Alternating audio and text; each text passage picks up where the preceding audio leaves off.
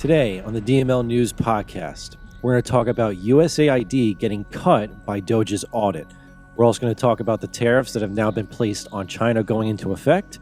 And we just made a new deal with El Salvador on what to do with a lot of criminal illegal aliens. We have this and more, and as always, it's all unfiltered. Dennis Michael Lynch gives you his word, and he will never let you down. He will always fight for America.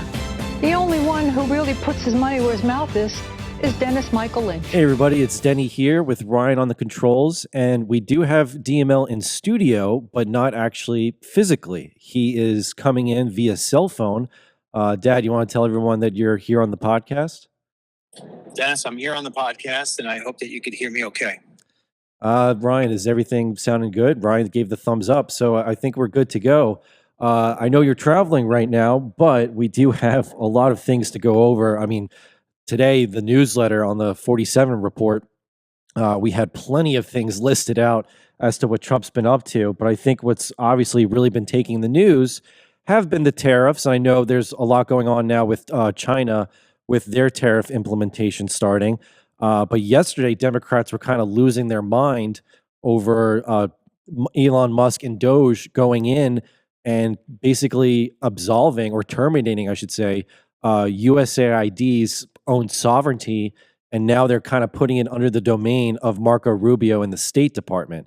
And I know we have a lot of Democrats that are not happy about it, but when you kind of list off all the things that were being funded by USAID, especially by the taxpayer dollar, I think it's a pretty good move that we're getting rid of it. Well, if we're going to do this itemized, I think what you do is you put it under one umbrella. And that umbrella is that the Trump administration is dead set on getting the country back on a track to where not only are our borders secure, but our fiscal responsibility is reasonable again. We have been such an unreasonable country in the sense that our leaders have been taking our tax money and sending it overseas to other countries for absolute nonsense. Most Americans, myself included, we're sitting here thinking, oh my God, we're funding the Ukraine war. Why are we funding the Ukraine war? And then you find out that a lot of our taxes are going to pay for gender reaffirming surgeries overseas, for diversity programs overseas, buying condoms for people in various different nations that they're going to turn around and just use as bombs, loading them up with poisonous gases or whatever. It's just absolutely insane. And then you see what happened yesterday with Trump, right? I'm putting 25% tariffs on Mexico and Canada because you're running drugs into my country. You're running illegal aliens into my country. It doesn't make sense why I'm running at such a deficit on these trade deals. It has to end. If you're not going to do your part, I'm cutting ties. And what happens? Mexico caves and they say, hey, can you give us another month? Let us see if we can shape up our act. And Trump says, okay, I'll give you a month before the tariffs kick in. You better get this done correctly. Canada, the same thing, with the tail between their legs. And then this morning, starting at 12:01 a.m. this morning, 10% starts going on Chinese products coming in. And what does the Chinese do? They sit there and say, well, we're going to retaliate. We're going to start doing it. We're going to put tariffs on you, and we're going to go after Google. You watch. China will be the next one to fold. So the stock markets aren't going to like this. And Democrats aren't going to like this. And there's even some Republicans who maybe even are listening right now saying, oh, it's going to cost me more. My stocks are going to go down. We talked about this yesterday. I told you, it's like ripping the Band-Aid off. It's going to hurt at first. And then all of a sudden you're going to see the wounds are going to go away and you're going to feel a whole lot better. And so I love what's happening right now with Trump and Elon Musk with the DOGE, which is the Department of Government Efficiency. I love it. Think about this, Dennis, for one moment. For decades and decades, our money, our tax money that we all work hard for and that we all painfully have to pay to the government, we've done it because we've been told that that money is required in order for our country to be able to operate at the level it does, to be the greatest country in the world. And meanwhile, our money has been stolen and sent to places that nobody in their right mind would ever say, send my money to. And this has been happening for decades. It took literally less than a week for Elon Musk and the staff that he has to go in and take a look and find all of the crime, all of the squandering of our money, all of the mismanagement and dishonesty that the American people have been paying for, and we're just hoping that people were being honest with us. And we look up and we say, how can we be so many trillions of dollars in debt? Now you know. We're borrowing money so this way we can turn around and send it to places that do nothing for us in return. People are fed up. And this is why everybody now is starting to talk about Donald J. Trump being the next face on Mount Rushmore. It completely makes sense. And, kind of what you touched upon. I mean, we have a video here from the press secretary, Caroline Leavitt. She even specifically lists out some of the ridiculous programs that you just referenced to that USAID has basically been funding taxpayer money in allocation to. And yet these are things that why would we be handing any kind of sort of money from our own pocket to these endeavors? So we're going to have Ryan actually play that clip right now. Here's the reason why Elon Musk and others have been taking a look. Because if you look at the waste and abuse that has run through USAID over the past several years, these are some of the insane priorities that organization has been spending money on. $1.5 million to advance DEI in Serbia's workplaces, $70,000 for a production of a DEI musical in Ireland, $47,000 for a transgender opera in Colombia, $32,000 for a transgender comic book in Peru. I don't know about you, but as an American taxpayer, I don't want my dollars going towards this crap, and I know the American people don't either, and that's exactly what Elon Musk has been tasked by President Trump to do, to get the fraud, waste, and abuse out of our federal government. Thank you, guys. I mean, she has a fantastic point. It's like, why are we giving any kind of money to fund a transgender comic book in Peru? And I was even looking into that yesterday, and it was a way to influence their culture there, because they're a little bit resistant to the LGBTQ transgender ideology. But why does USAID feel like they have the need to have to give over our money to fund such a ridiculous endeavor? Do me a favor while I'm giving you the answer to that. Just pull up the newsletter, and in my opinion area, I had listed, I think it was 10 different places where our money went to. I'd like you to read that out. I do have that list. Yeah. Why don't you read that list first? Go ahead. Tell people where it is that their money was going to. And this is just the smallest little sampling. Yes, it really is just a small sampling. And these are ones that are officially cut by DOGE. So right off the bat, two very big ones, $45 million for business grants in Africa. And then separately, $45 million for the diversity inclusion scholarships that were given to Burma. I know we already reported on that, but here's some more minor ones that are still equally ridiculous.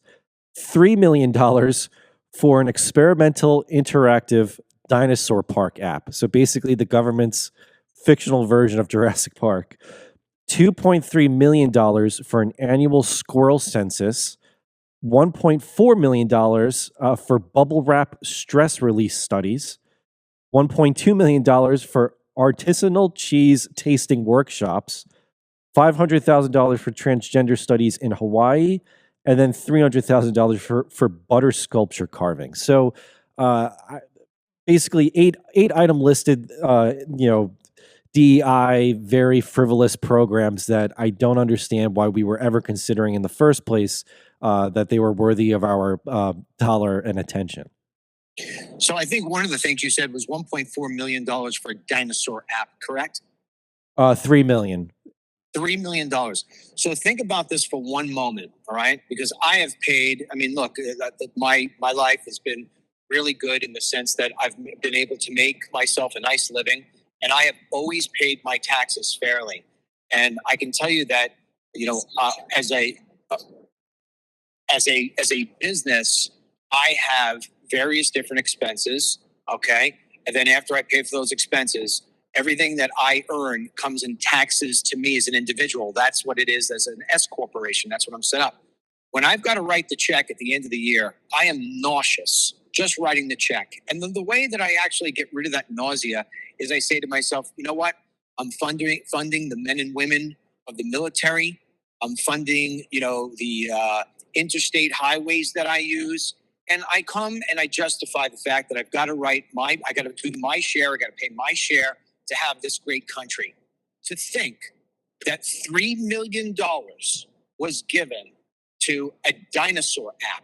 When I'm driving on these roads and I see my fellow citizens, many of them, the veterans that saved this country from peril time and time again, who gave limbs and everything else, living in tents. We have Americans living in tents in the middle of the streets. If you would have walked up to that man or woman that you saw today on the corner and said, here's $50,000, you would change their lives instantaneously. But instead of doing something like that, and think about how many people you can pull off the street, which is $3 million alone. Instead of doing something like that, we're going to do it to make a dinosaur app. We're going to give money to other nations so this way they could do gender reaffirming. I mean, this is obscene, and it is disgusting, and it is criminal. Everybody should be looking at the United States right now. If you're a U.S. taxpayer, you should be looking at the United States right now as if it is a crime scene.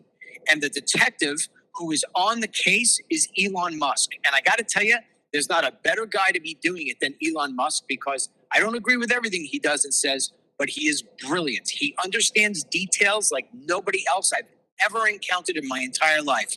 And you know what I want him to do next? Find out about this funding, do all the things that they're doing. Next, he's going into the Treasury.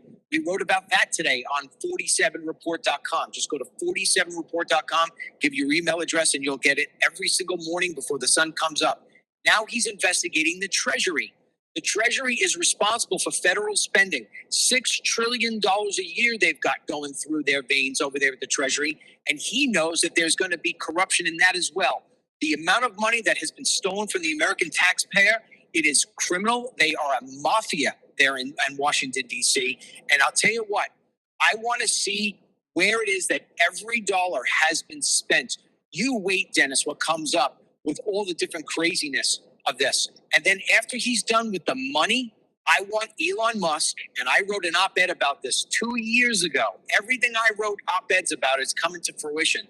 I want Elon Musk and his team to start looking deep into the election integrity systems that we have, or don't have is a better word on that. I want to see what took place, because let me tell you something about a crime scene. The reason why you gather evidence is because the criminals always leave something behind, whether it's a fingerprint or a tool. They always make a mistake. And all it takes is that one little piece of DNA, that little hair, whatever it may be. That's all it takes. And once it is that is revealed, we will find out how it is that 2020 was stolen. And I bet you there were countless other elections that were stolen along with it. I don't just, yeah, I mean, look, this team that he assembled for DOGE, I mean, it's a civilian-based team, but he really has been scouting out, and he's been talking about it on X, you know, the best of the best, those that have like that patriotic sense of, oh, let's fix up the government and, you know, let's do it at warp speed. I mean, they're running circles around our actual federal employees. So, you know, he's getting very quick to work, and obviously through, you know, the termination of a lot of these USAID programs. And we didn't cut this audio simply because it's a clip of Marco Rubio confirming that he is basically the acting director, so to say, for the time being, of USAID, because they should only be serving our national interest. They shouldn't be some, you know, global charity scheme. And, you know, it's become very clear why Trump chose Rubio. He has been all over the map in Latin America, visiting different countries. He's in El Salvador, and we have a lot about that later on the show. But with the USAID being slashed, there have been a lot of angry Democrats, including one very angry Ilhan Omar. And I think her reasoning kind of comes down to selfishness, mainly because she starts to reference she spoke yesterday at a very giant Democrat rally outside of the USAID offices, basically saying that the only reason she became a congresswoman was through, you know, the USA giving these international funding opportunities to places like Somalia. So we have that clip here that Ryan can play of Ilhan Omar talking about USAID getting slushed. We get to decide where money is allocated, and it's the executive's power to make sure that that money gets to where it needs to get.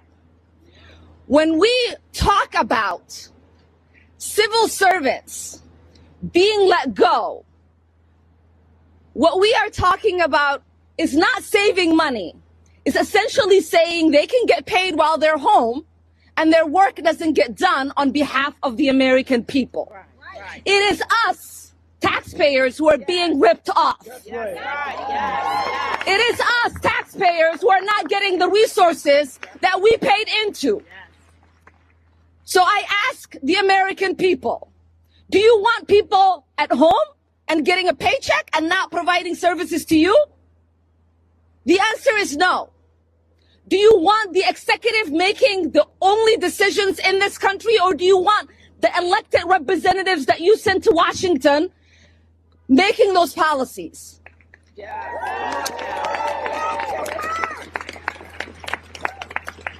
I am exceptionally upset about USAID. I lived in a refugee camp for 4 years as a child surviving civil war. It is the essential programs that USAID provided that kept my family and I fed and safe. You know, the thing that bothers me so much about her, and she has almost blatantly stated it before during some of her campaign events, she really only cares or has interest for the benefits of Somalia. I mean, she is a U.S. Congresswoman, and yet I know deep down, like, her interests are not necessarily with us. I mean, she has basically done everything in her power to try to advance the interests of Somalia, and here she is saying she's exceptionally upset about the cutting of USAID because it directly impacts, you know, Somalians like her. It's just, it feels so un-American when she, you know, states things of this nature, and yet you got a crowd of, you know, Americans behind her supporting her for it. Well, first of all, everybody has to take a look at Ilhan Omar, because I think she is representative of the fraud that has taken place in this country for decades. This is my opinion. I believe that she is here in the United States on false pretenses. There are so many different reports about what she's done and what she did in terms of raising money, how she raised that money, how she funneled that money to other different people. And then on top of that, you know, accusations of her marrying her own brother, so this way she could get herself into the United States of America. There needs to be a congressional hearing and then a congressional investigation into Ilhan Omar herself, in the same way that Elon Musk and DOGE is looking at all the different aspects of our government spending and the processes. We need to start looking at some of the people, because the Muslim Brotherhood has said from the beginning that the way to take over America is to take it over from within. Get into the media, get into the government, get into the schools, get into the nuances, get into the nook and crannies. And that's what they have been doing. And I think Ilhan Omar is a perfect representation of what it is that the Muslim Brotherhood wanted. She has very, very shady backgrounds.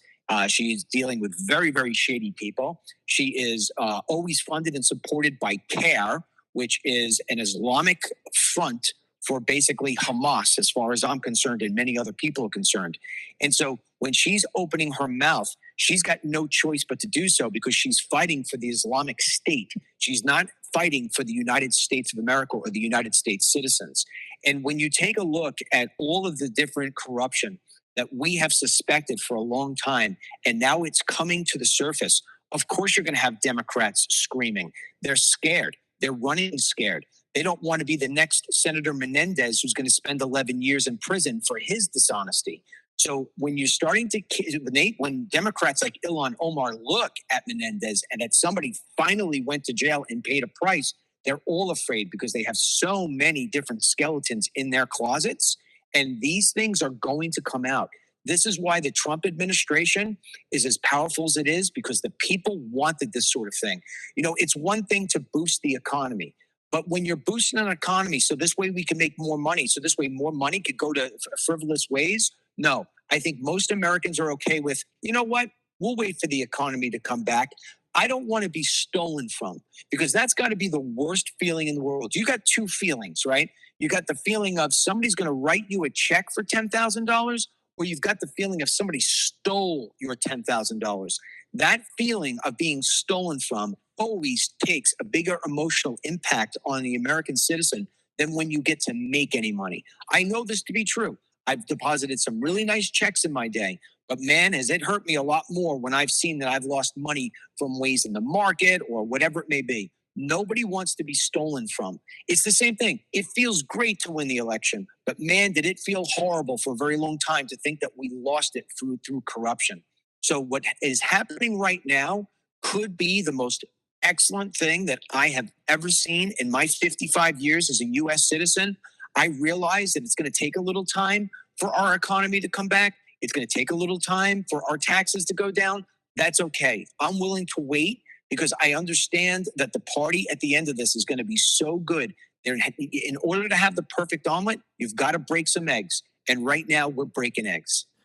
Totally agree. I mean, I think a very clear indication of the egg breaking has been Trump's tariff tactic, which has been very, big in the news in the last 48 hours, simply because of the momentous updates behind it. I mean, he implemented the tariffs, and then he actually got reaction out of Canada and Mexico. And we do have a video regarding what Trump says about Canada specifically with their tariffs. Even mentions yet again the 51st state idea regarding Canada.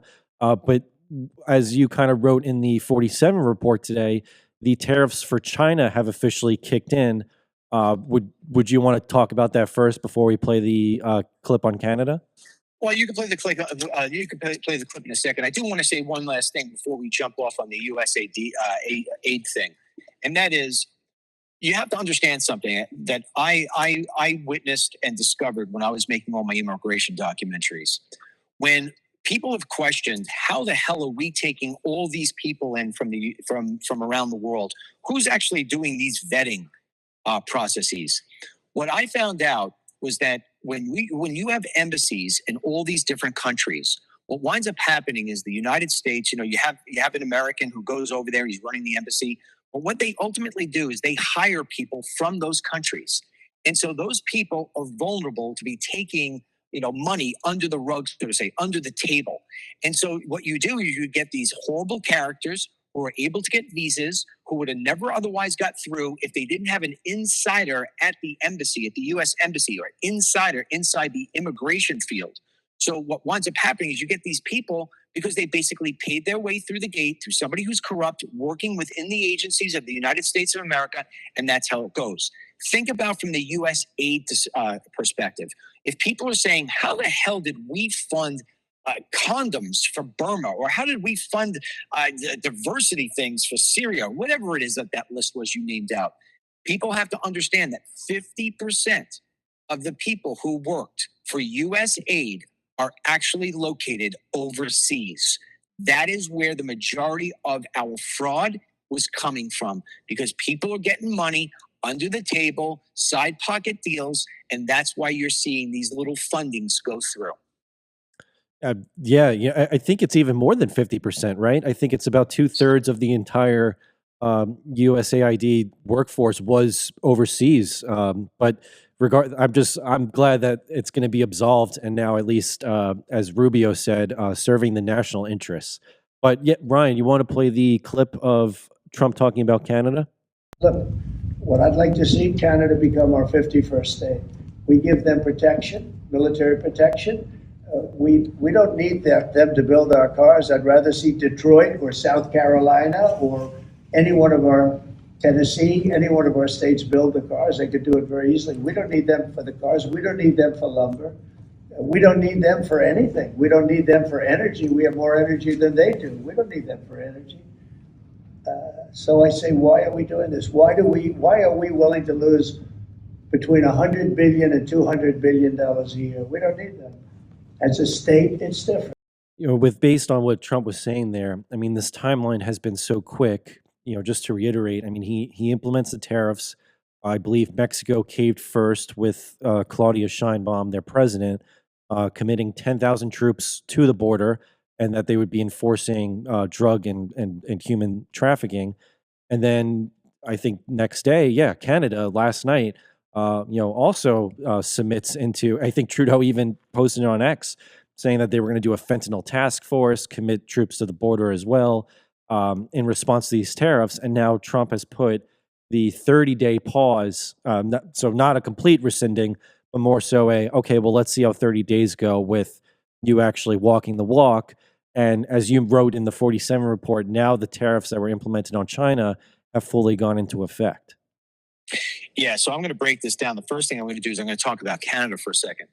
So, unlike Mexico, I don't believe that Canada is a very corrupt nation. Of course, it's going to have its corruption. I'm sure there's a lot of dirty players at the top. But ultimately, Canada's biggest problem is that it's woke. It is highly liberal. It's woke, just like California is woke, just like Minnesota is woke, right? The other issue with Canada is that they have been unbelievably, I mean, the numbers are just neck-breaking, taking in immigration from places like Iran. So by doing that, by trying to be woke and diverse and all this other different crap, they have destroyed many different areas within Canada, and it has become a hotbed for Islamic terror. And so where do you think that those Islamic terrorists want to focus on? You think they want to focus on Canada? No. They stay in Canada, they operate in Canada, and they've been easily coming across our border. They have been bringing in drugs, they've been bringing in weapons, they've been bringing in people. Never forget that the trafficking of drugs is a big, huge money maker, but so too is the trafficking of human beings. So you traffic those human beings, and then you use that money to further your Islamic radical army, if you will. The entire idea is to take down the United States. I got a buddy, now not to be confused with my buddy who I talk about all the time, who's one of my best friends, who's Canadian and who is a legal immigrant. I got a buddy who still lives in Canada. His name is Jay. Jay sent me a text message last night. I'm going to read it to you. He says, "Hey, Dennis, why does America expect a country with 40 million people who would to buy the same amount of goods as America does with 400 million people? I'm trying to understand these tariffs." And my message back to him was, stop sending drugs. They don't get it. What America is trying to do under Donald J. Trump is get itself back on track. We have got to clean up our dirty spots. Now, I'm not going to sit here and blame Justin Trudeau or the drug cartels in Mexico for our dependency on narcotics here in America. We've allowed narcotics in America to run wild. We've got too many people using them. We've got too many people being addicted to them. And that's why our rate of death supersedes anybody else in the world when it comes to drug overdoses. We have a problem. It's an epidemic, and it needs to be handled. It's not one of those things that you're going to be able to handle in a month. However, stopping the supply coming in from the northern and southern borders can be done rather easily in a week, in a month. It can be done. It can be stopped. And then once you stop the water from flowing in, then you can clean up the flood area. That is what Trump is trying to do. That's what it seems to be that the Canadians don't understand. And so the guys like my buddy Jay, and you can say all you want to them because they're woke, they're never going to understand it. Never going to understand it. Like Dennis, for example, I got yesterday on X, somebody responded to part of the show that you and I did yesterday where I was explaining these tariffs would cost $1,100 per American per year because you'd be paying higher on the purchase of various different everyday items. However, ultimately, you would be in the plus column because you would save $8,800. You're part of paying into $8,800 for every illegal alien that's in this country now if they get deported, and every single one of them that comes in. I got back, some guy said, "Can you explain?" I mean, my liberal friend says that's a lie. Of course your liberal friend says that's a lie because your liberal friend is not playing with a solid brain. You cannot talk to somebody who's woke in an intelligent sort of manner because they just don't get it. Their brain won't allow them to get it. They don't understand it. I mean, just crossing the border alone and having to take a person in and fingerprint them and process them and give them a bed and give them 3 squares and then give them a bus ticket to somewhere USA, right there alone is thousands of dollars. So when we look at what Trump is doing, people have to understand that it is an investment that is going to wind up paying dividends down the road, not just financially, but culturally. Look around you. How many different times have you gone into a store or a school or a hospital or any kind of place, and you've got to press 1 for English? It doesn't make sense. We have lost our identity as a nation, and he's trying to get it back. Now, when you look at Mexico, I shift to them, that's a different story. That's going to be a lot harder than Canada because, like I said, Canada's biggest problem is they're woke. Mexico is corrupt. We talked about this yesterday. It's worth reemphasizing today. You're not dealing with a solid government down there. You're dealing with a government that fronts for the cartels. The next step that Trump must take, because he cannot allow the Mexican window dressing to get him for a second time. I explained yesterday. I'm not going to explain it again today. People could go back and take a listen to yesterday's show. But I explained about how in Trump's first run as president, he screwed up by threatening tariffs and then never putting them on because Mexico said, we'll fix the problem, and the problem never got fixed. He's giving them a month. When that month is up, if things are running well, he's got to stay on top of them. The minute that they break, the minute that they stop being enforcers of laws that we want to be enforced, like the law of not crossing our border through drugs or with people, he puts it on. He doesn't give them a second chance because there's an old saying, screw me once, shame on you. Screw me twice, shame on me. As I said yesterday, and I reemphasize today, our biggest risk with these tariffs isn't the dollar amount that it's going to cost you. It's that Trump backs out, that he gets soft, that he doesn't follow through. The only way to make sure that this is a winning solution, a winning plan, and that MAGA goes actually through to where Make America Great Again is more than just a stamp on a hat, has to be Trump finishing it all the way over the goal line. We've got to get into the end zone. As far as China goes, it is ridiculous that our country has come to a point where we're relying on a country that is actually our foe, who takes spy balloons and throw them over our country to take intellectual property away from our military and from our government, and who are flying drones all over the place, and who have vowed that they are going to show that America is no longer the number one economy or the number one military in the world. They have given us the playbook, Dennis. They want to take us out, and yet we allow them to play nice when it comes to trading. What are you talking about? We're going to buy all your stuff and you can't buy any of ours? Yes, says the Chinese. That's the way it's going to be. And somebody in Washington, D.C. says, oh, okay, that's fine. Trump is now saying to them, no, we're not doing this anymore. You need us more than we need you. And people are going to be bitching and moaning because the plastic garbage that they buy is going to wind up costing more. We can manufacture these things in the United States of America.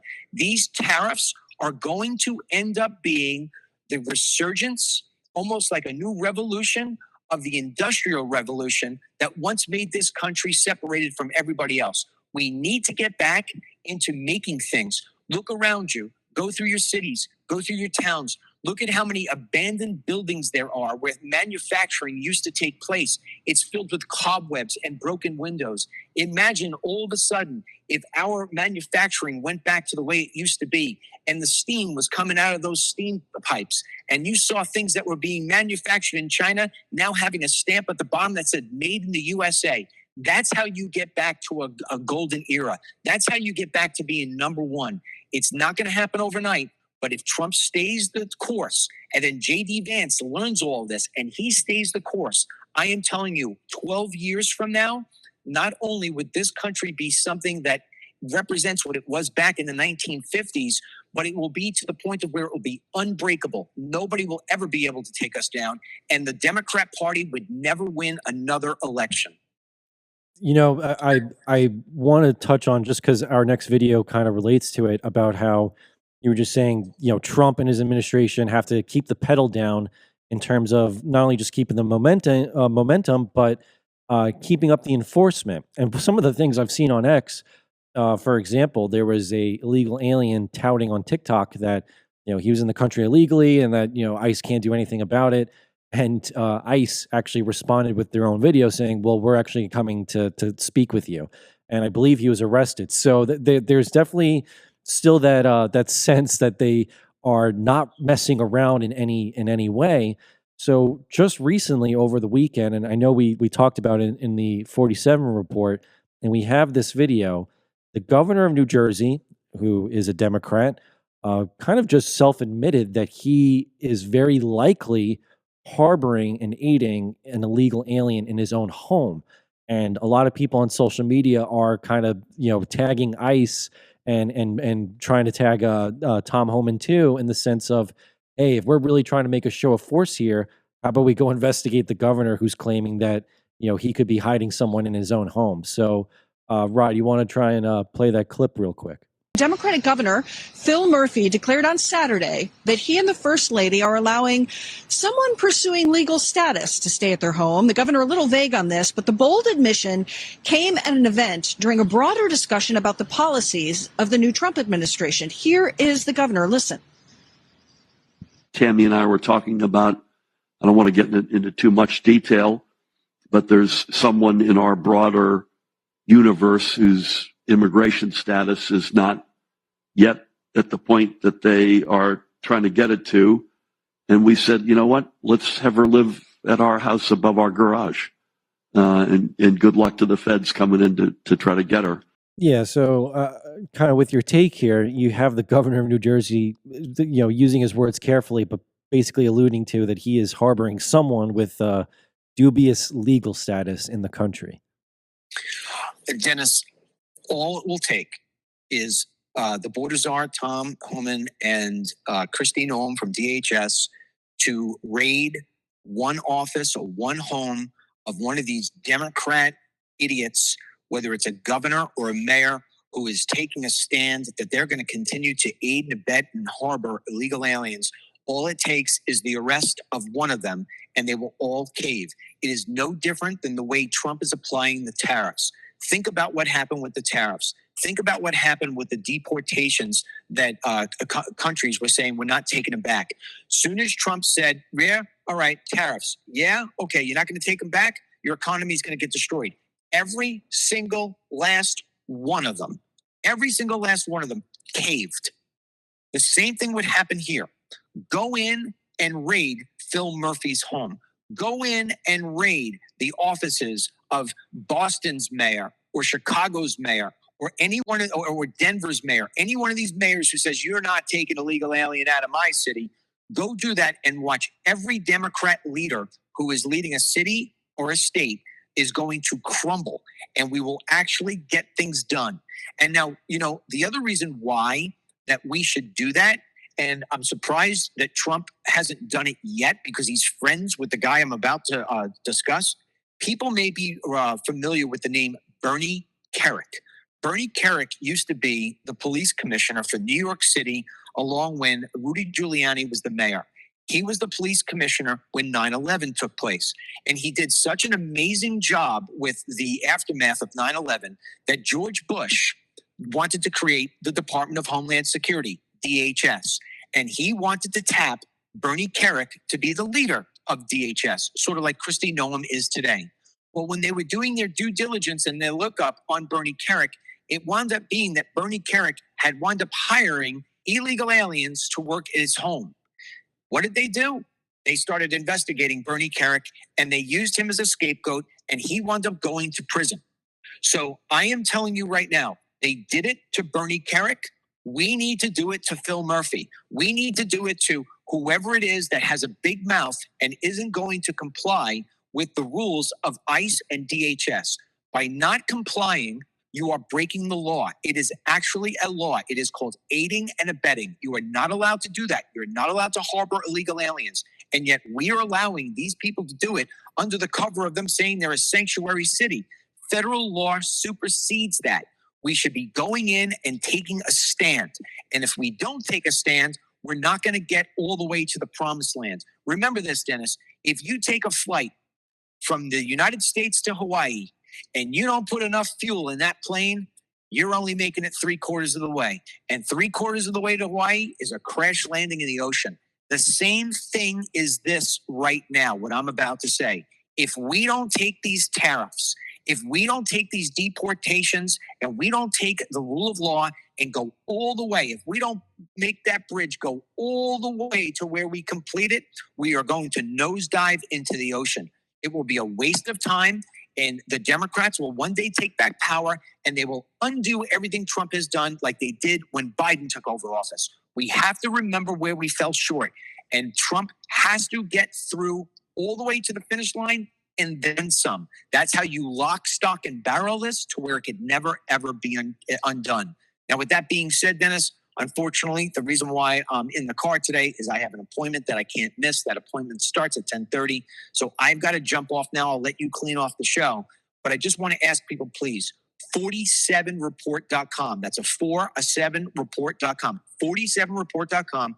Go there. Sign up for free for the newsletter. We have a open rate, meaning people who open it up 3 times the industry standard. 93% of our readers give us a 5-star best review. We are the fastest growing newsletter. You will get Trump information every single day before the sun comes up in your inbox. And if you miss it for some reason, we have other ways for you to go to 47report.com and just look at the blog itself. We are giving information about the Trump and the Trump administration and the MAGA movement in a way that nobody else will, nobody else can. It is the greatest resource you would have. So I beg people, please to do it. Support us in doing what we're doing. We had thousands of people sign up yesterday from Facebook alone watching this show. So if you're on Facebook, if you're on X, if you're on Rumble, and you're watching this right now, not only do you have to hit the share button to get the word out, but please go 47report.com. And also, don't forget, if you're a DML CBD customer, dmlcbd.com/BOGO. We have a buy one, get one free going on right now. It ends February 10. We won't have another one for another couple of months. So please get in there and stock up and use everything that you know is going to make you feel great again, like we have for tens of thousands of customers over the last couple of years. Dennis, I'm going to throw it back to you and Ryan. Close out the show. Thank you so much, guys. And God willing, I'll be with you tomorrow. All right. Thanks, Dad. We'll talk to you later. I want to turn back real quick to how we were talking about Marco Rubio earlier. I had referenced that since becoming Secretary of State, he's been very vital to talks with different countries in Latin America. He just was in Panama, but as of yesterday, he was in El Salvador. And if you're familiar with El Salvador, President Bukele is definitely more on the conservative cleanup side. He definitely cleaned up that country when he got elected. Murder rate, crime rate, all of it is down. But something that's very unique in El Salvador is their Supermax prison.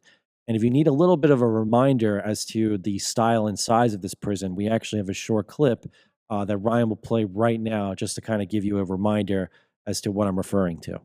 It looks like a sea of skin and tattoos. These images released by El Salvador's government shows the transfer of about 2,000 inmates stripped to their shorts and with their heads shaved to what's been dubbed the country's new mega prison. It just opened. It's believed to be the largest prison in the Americas with a capacity for 40,000 people. So the good news, you could say, as to what El Salvador and the U.S. have worked out in terms of a deal, and this was facilitated by Rubio, is that El Salvador, with that Supermax prison, which has the capacity to hold the 40,000 inmates, is now accepting taking criminal deportees from the U.S. of any nationality. So it doesn't have to even be Salvadorian deportees necessarily. It could be Venezuelan, it could be Colombian, Tren de Aragua gang members, but basically the worst of the worst. It's just going to be more so an extension of what they're trying to do with Guantanamo Bay. So very impressive there that they were able to make that deal work with Bukele. Now, while Rubio's busy in Latin America, we reported this in our newsletter, the 47 Report. J.D. Vance has been a very active VP, and he just yesterday actually went to go visit East Palestine, Ohio, where J.D. was a senator. But he went to go visit simply because it's been 2 years since the derailment of that train that had all those toxic chemicals in it. And I just got to say, the clip that we have here of Vance speaking is definitely a testament that we have some real leadership in the VP role alone. So here's Vance talking about how under the Trump administration, they're going to make sure that area actually gets proper cleanup. One of the first real crises that we confronted when I was United States Senator for the great state of Ohio was the train derailment in East Palestine. And there are a few reasons why I wanted to come back, of course, on the second anniversary of the disaster. I think the first is just a signal to the people here in East Palestine that we will not forget you. I talked to the president about this visit a couple of days ago. The president loves this community. Of course, he visited himself personally. And President Trump just wanted to deliver a message that this community will not be forgotten, will not be left behind, and we are in it for the long haul in East Palestine. What does that mean? Well, one thing it means is that, of course, the environmental cleanup has to get done. It's a tragedy and a shame that it wasn't done during the last administration, but I guarantee we're going to finish the cleanup during this administration under the great leadership of Lee Zeldin, our new EP administrator who stands behind me. You know, DML had said it earlier. I think J.D. Vance can definitely maintain the MAGA movement once Trump's 4 years are up, especially after what we just watched with all those DNC conference videos. I would love it if we can see under, Zeldin as EPA administrator, if in a few months we actually get a nice testing report of the water quality and everything else impacted in that town. Because Lord knows we did not have the Biden administration really shepherding that when it happened under their watch. We have one last video that I saw yesterday, and I was like, there's no way we can't play it. I've said it before. I'm a big Panthers fan, the NHL Panthers down here in Florida. And the team actually, they were the Stanley Cup winners last year. The team went to the White House to meet with Trump. And one of my favorite players, I actually have his jersey, and I was going to wear it today, but forgot to grab it, Matthew Tkachuk. He is speaking in this clip, just talking about what it means to for him to be an American. And they give Trump a really cool gift. And I'll let Ryan play the video so you guys can see it. Thank you. Well, thank you, Mr. President, for having us today. We greatly appreciate it. And being one of the few Americans, who loves this country so much, this is such an incredible day for myself. And, you wake up every day and really grateful to be an American. So thank you.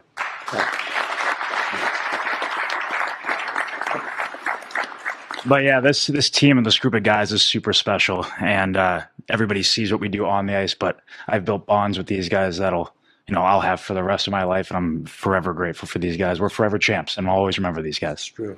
Yeah. It's true. Thank So with that said, we've got a few gifts for you. Mark, you want to email? Sure.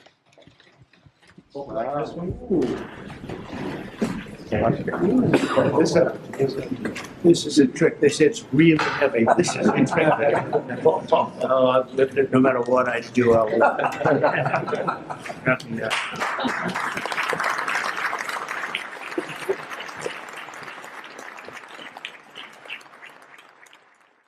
Yeah, that jersey's awesome. I love that team. Well, that's it for the show today. Just a reminder, as DML mentioned, 47report.com to sign up for the newsletter. We post it every day, and we've been on our game of just catching everything that Trump's up to. And as you can kind of tell by the shows, he's been up to a lot. So 47report.com, throw your email in there and try to get some friends and family to sign up too. There's a lot to cover. With that said, we'll be back tomorrow. Team DML, we sent out an email last night explaining that we're going to have an interactive Zoom space tomorrow. Me and Ryan will also post another video with further instructions on that, but it'll be after tomorrow's show, so we're excited for all Team DML members to jump in on that. Until then, God bless you all, and today's Team DML blessing goes out to Sheila Dotson. Have a great day, everyone. Get the Dennis Michael Lynch podcast every day by subscribing on Apple Podcasts or Spotify, and download the DML News app from the Google Play Store or the Apple App Store for breaking news, merchandise, films, exclusive content, and Team DML.